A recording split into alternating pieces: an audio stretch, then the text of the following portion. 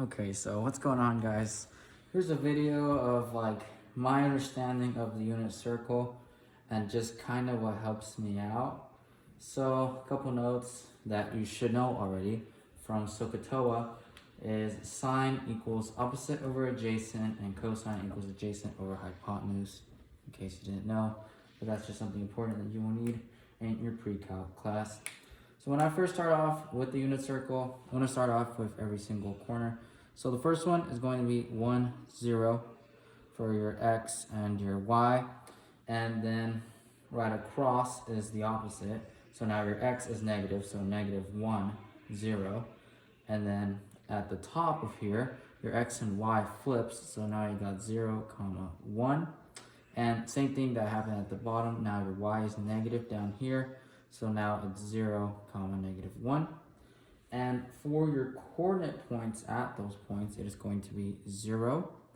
And then you have pi over 2, then pi that follows, then 3 pi over 2, and then finally 2 pi. Although, don't confuse with the fact that 0 and 2 pi are the same. They're not the same. They're just right next to each other. But anyway, so again, so you have these coordinates. What I always like to remember is that the even pi's are right here. So that's a little fact for me that helps out. So then we're going to go ahead and start off with the three main, coordinates that you have to know. So to start off with, pi over 6 is going to equal radical 3 over 2. Your pi over 3 is the opposite. Whoopsie there. Forgot about coordinate point. Sorry. But radical 3 over 2, and that's going to be 1/2. So for pi over 3, there's going to be opposite. So it's now going to be 1/2 for your x, and then radical 3 over 2. And then my favorite, which is the easiest one, pi over 4, which is going to equal radical 2 over 2. Then same thing for your y, radical 2 over 2. So then you go ahead and have that. So those are really the most important points that you have to know. And from there on out, you're only going to have to focus on the pi part. So I'm going to go ahead and put that on there. So first is going to be pi over 6 right here, which we established that is going to be radical 3 over 2 and 1/2. And that one is going to be at a 30-degree angle. And then from there on, up until pi over 2, you're going to add on 15 degrees. So your next one, which is always the middle one, no matter what coordinate you're at, is going to be pi over 4. And then same thing, that is going to be the radical 2 over 2, radical 2 over 2. So there you go, you have that. So again, I always like to remember that in between every single time is going to be pi over 4, or 4 as the bottom number. So then you got that. And now this is going to obviously be, if we added 15, 45. And then right here, this is going to be 60.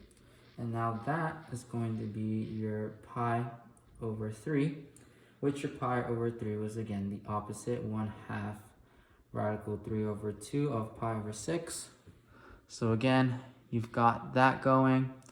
So then now that we have that, it's much easier as it follows. So now you end up getting, obviously this is going to be 90, this is going to be 180, this is going to be 270, and then obviously 360. Just gonna get that out of the way.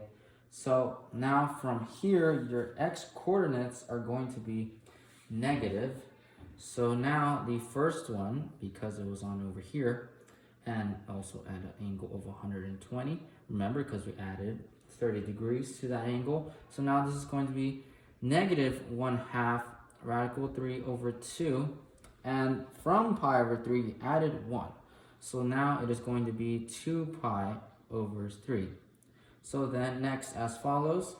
So now it is going to be pi over 4. And what I always like to remember is that if it's going to be pi over 4, it's not just adding 1, you're adding 2 extra, so it's going to be 3 pi over 4. It's never going to be an equal number.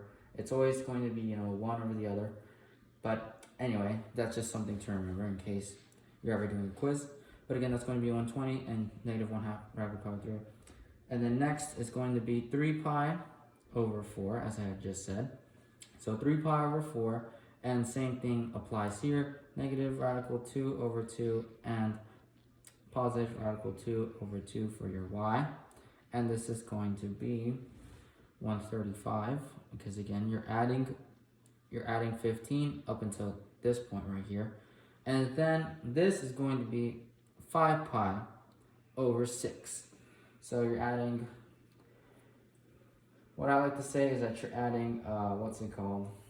I guess 4 to it. So then there you go, you got 5 pi over 6, and then same thing as follows, negative radical 3 over 2 and 1/2. And I always like to differentiate the two from pi over 3 and pi over 6, is that pi over 6 is always going to have a bigger number, since 6 is bigger than 3. That's how I assume it, or I memorize that. So then there you go, you got that. So then this is going to become 150. And then obviously right there, 180 at pi. So then here at the third quarter of the circle, both x and y are going to be negative.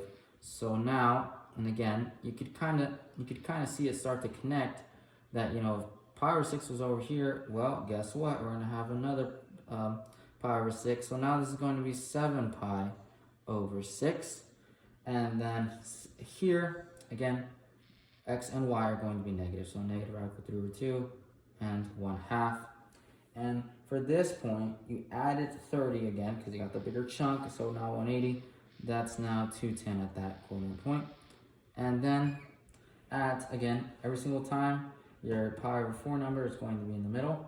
So now that 3 pi over 4, you added 2, that's now going to become 5 pi over 4.